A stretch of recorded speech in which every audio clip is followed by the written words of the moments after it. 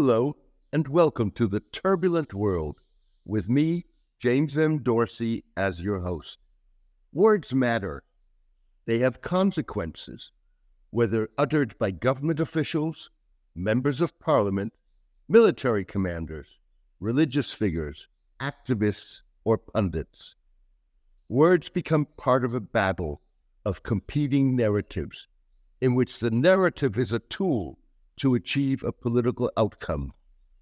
The words in the Israeli-Palestinian battle of narratives, more often than not, either are designed to thwart solutions, or by design or default, reinforce entrenched mutually exclusive positions.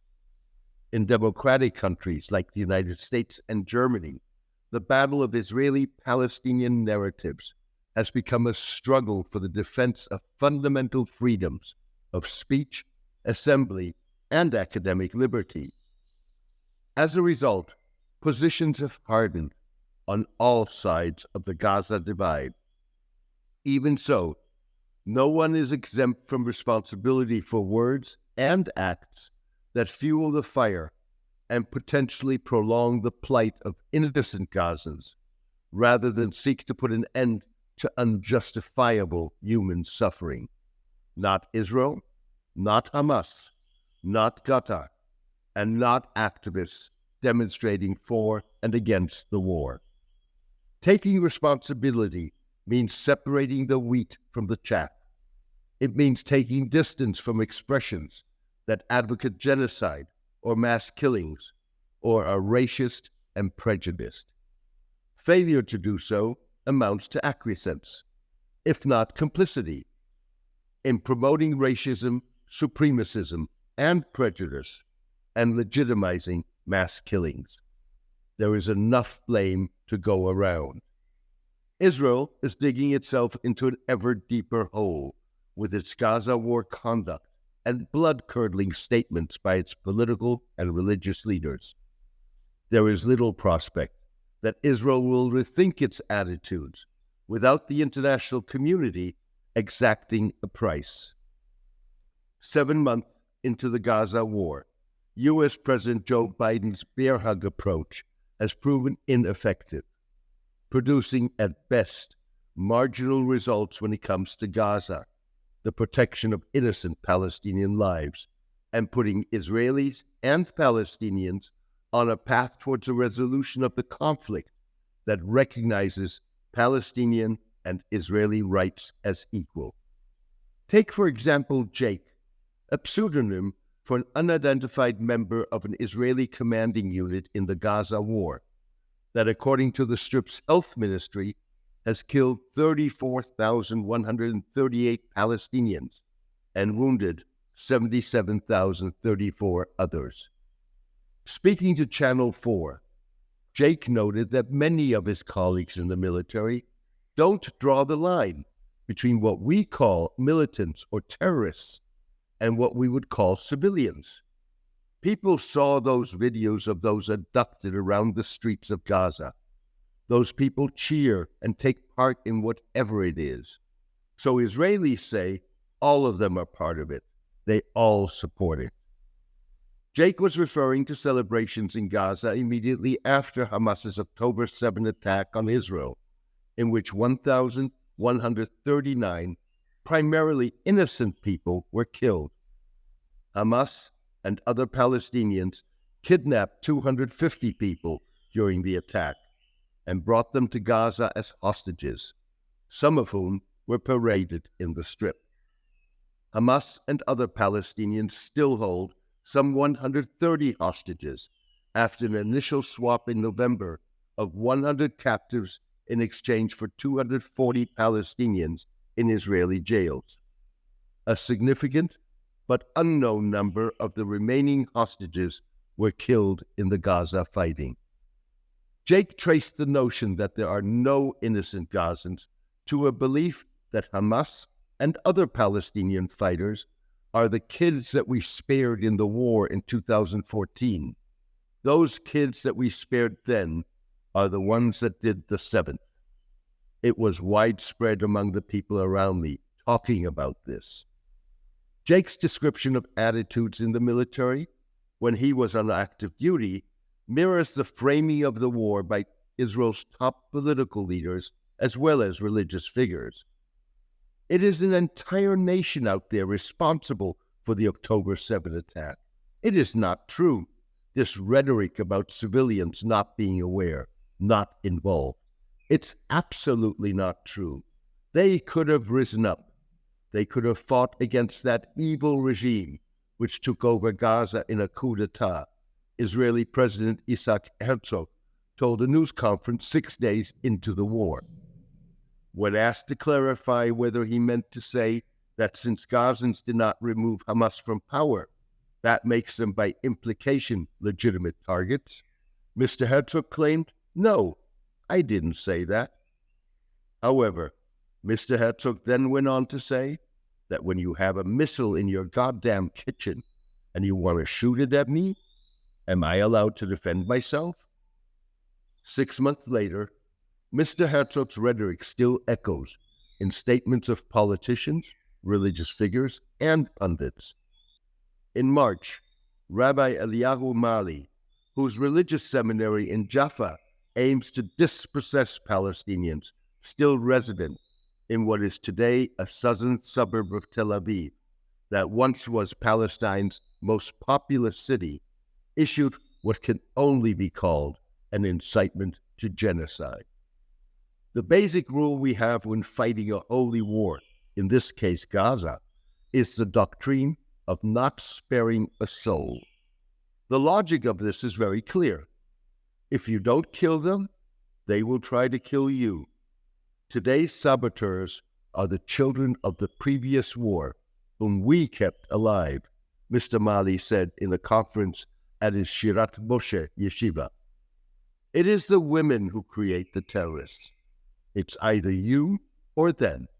Do not spare a soul is based on the doctrine. He who comes to kill you in the afternoon, kill him in the morning. The one who comes to kill you is not just the 18, 16, 20, 30-year-old who points his weapon at you, but also the next generation and those that give birth to the next generation, Mr. Mali said. The rabbi asserted that there is no such thing called an innocent creature. An elderly man can carry a rifle and shoot. Asked if the same is true for children, Mr. Mali replied, shrugging his shoulders, "It's the same thing. When the Torah says, 'Do not spare a soul,' you must not spare a soul. Today he is a child. Today he is a youth. Tomorrow a fighter." For Jake, the conclusion is obvious. Our government and their government, Hamas, are actually the same team. They essentially want to see this piece of land being soaked with blood. Hamas and Israel compete on who issues the most blood-curdling statements. Both display a despicable disregard for the humanity of the other. Cloaking itself in the mantle of legitimate resistance and the assertion that all Israelis, including those within Israel's pre-1967 borders, are settlers, Hamas has no compunction about threatening more October 7th-style attacks that target civilians. Reinforcing the trauma sparked by the attack, Hamas political bureau member Ghazi Hamad insisted, "We must teach Israel a lesson, and we will do it twice and 3 times. The Al-Aqsa deluge, the name Hamas gave its October 7 onslaught, is just the first time, and there will be a second, a third, a fourth." Many will argue with good reason that Mr. Hamad was voicing Hamas's true intentions, rather than spewing despicable rhetoric.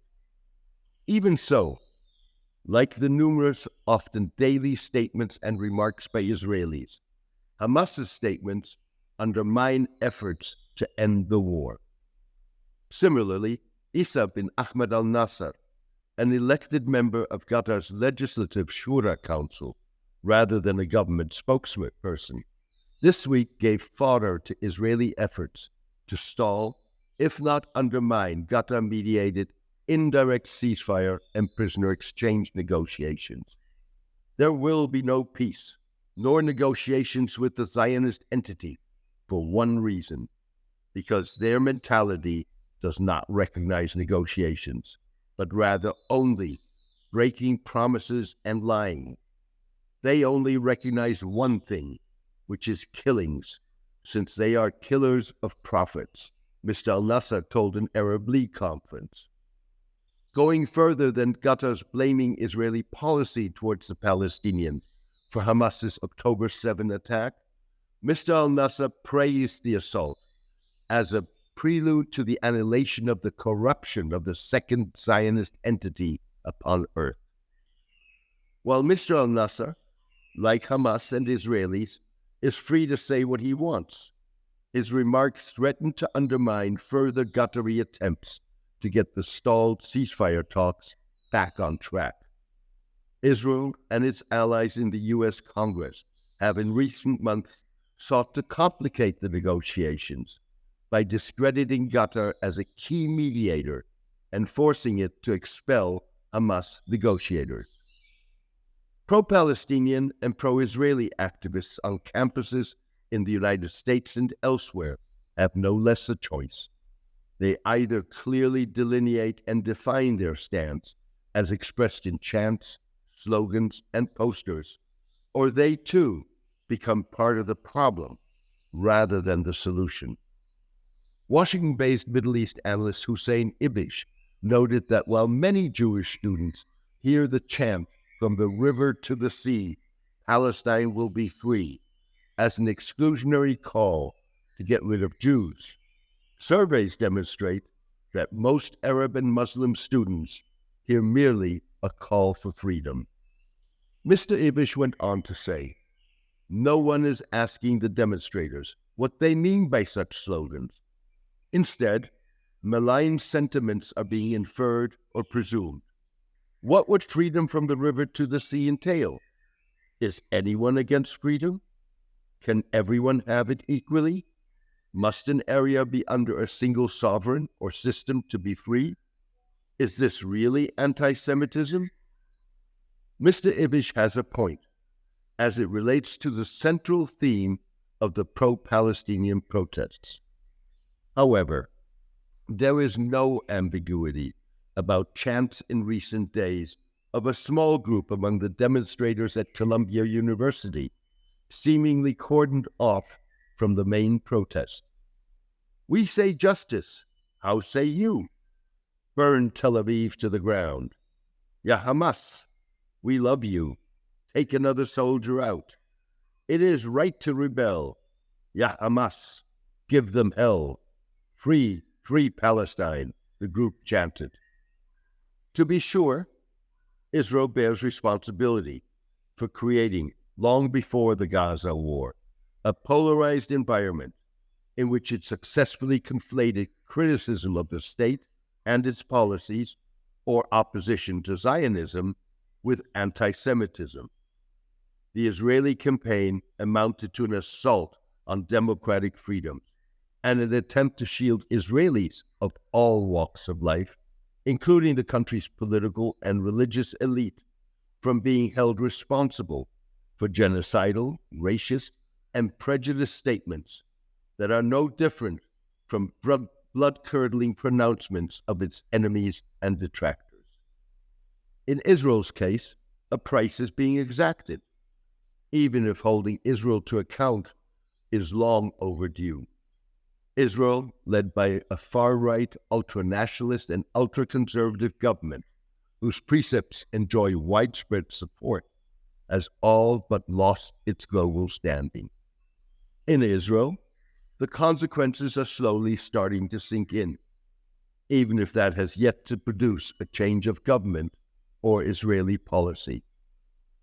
Even so, Israel's critics risk falling into a trap laid by Israel and its supporters in the West, failing to draw a clear line between what is legitimate criticism of Israel and Zionism and what has anti-Semitic undertones, and what is legitimate resistance within the confines of international law, and what amounts to a call for killing innocent civilians, whether Israeli or Palestinian, leaves the protesters with bad choices.